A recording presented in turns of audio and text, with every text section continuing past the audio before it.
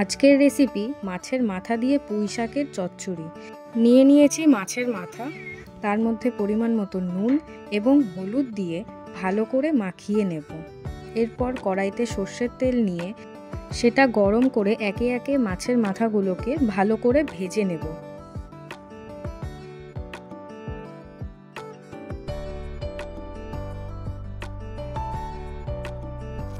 একইভাবে বাকি মাছের মাথাগুলোকেও লাল করে ভেজে নেব।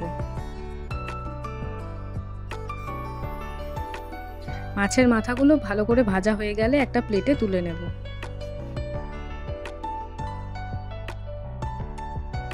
এরপর ওই একই তেলে 5 ফোড়ন এবং তেজপাতা দিয়ে একটু নেড়ে নিয়ে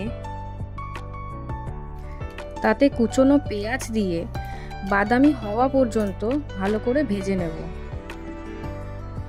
এরপর একে একে হলুদ গুঁড়ো, লঙ্কার গুঁড়ো, ধনের গুঁড়ো এবং জিরের গুঁড়ো ও সামান্য পরিমাণ জল দিয়ে মশলাটা ভালো করে কষিয়ে নেব। এরপর তাতে কিছু চেরা কাঁচা লঙ্কা দিয়ে দেব।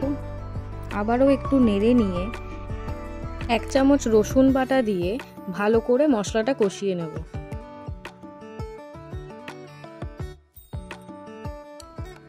মশলা কষে এলে তাতে ভেজে রাখা মাছের মাথাগুলোকে দিয়ে মশলার সাথে ভালো করে কষিয়ে নেব।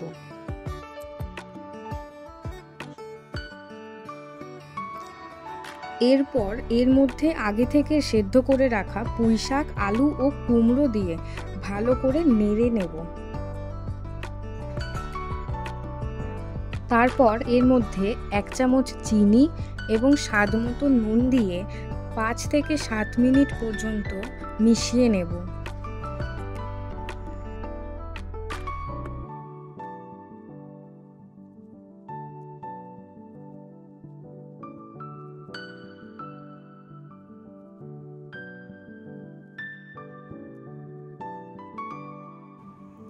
একটু মাখা মাখা হয়ে এলে নামিয়ে নেব।